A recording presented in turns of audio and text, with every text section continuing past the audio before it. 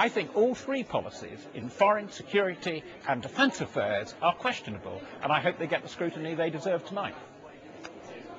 Well, we will see. Robert Fox, thank you very much indeed for joining us. Plenty of ammunition there for the audience here in Bristol tonight to ask questions of all three leaders on defence issues. In about an hour and a quarter's time, we'll be able to see just how much they want to take that opportunity to do so.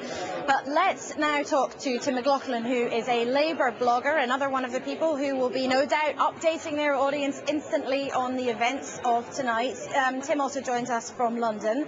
Now, last week, Tim, Gordon Brown gave a pretty solid performance in most people's view, but he didn't exactly catch fire, did it? What are you looking for him tonight?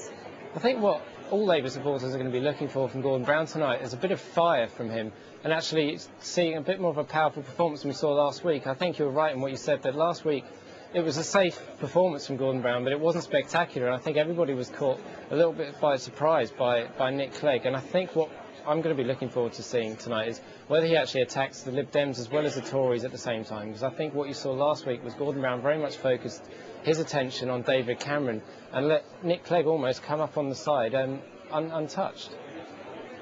And do you think that Gordon Brown's sort of capable of that, though? We know that television isn't his preferred medium. He doesn't necessarily feel comfortable in front of the cameras. Do you think he can switch up his game? Well, Labour Party supporters have seen Gordon Brown be in a sort of tub-thumping mood before at Labour Party conference. He's very comfortable at doing that with his own and one-on-one. So I think what we really need to see is Gordon step up to the plate and show us what we all know he can be, and be that sort of top, powerful performer that people want in a leader, actually to the wider country in tonight's debate. At the moment, in some of the opinion polls, Tim, the Labour Party is in third place. Now, given all the attention there's been around Nick Clegg, there hasn't perhaps been that much focus on that situation. Can you pull it back? That's pretty dreadful, isn't it, being in third place?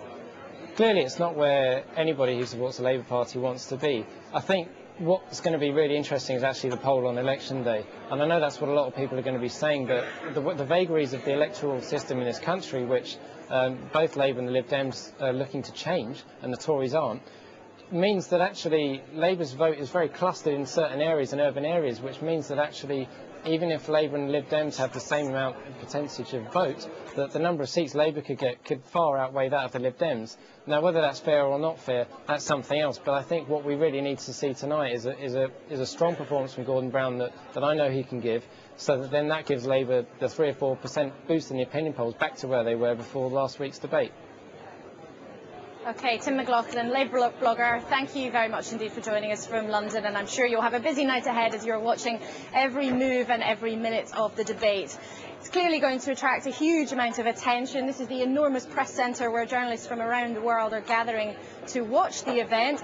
It's also going to attract a lot of attention from protesters, but I think we can just show you some live pictures of Nick Clegg leaving his hotel. He's been staying just outside Bristol.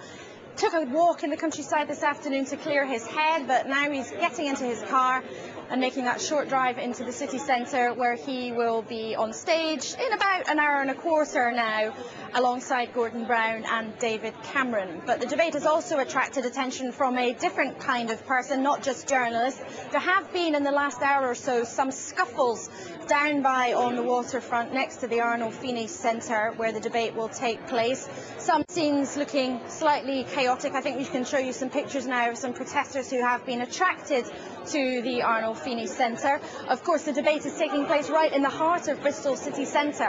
Of course, security is very tight, but it is still a magnet for members of the public. Some people have been coming down to this part of the city just to have a look at what's been going on, but we have also seen some demonstrations from some Stop the War protesters. Also, we had some anti-fox hunting protesters who were down here tonight. And in the last hour or so, there have been a few scuffles, some other scenes. It's not quite clear at the moment where the protesters were from who were involved in those scuffles. But of course, we will bring you more information on that as we can. There's a suggestion that it may well be some people who are campaigning on issues to do with the Middle East, but no exact confirmation at this stage on where those protesters were from. So clearly, lots of activity happening in Bristol tonight. The three men who want to be Prime Minister, Nick Clegg, Gordon Brown and David Cameron, Cameron will be taking to the stage in just over an hour's time. Enormous pressure on all three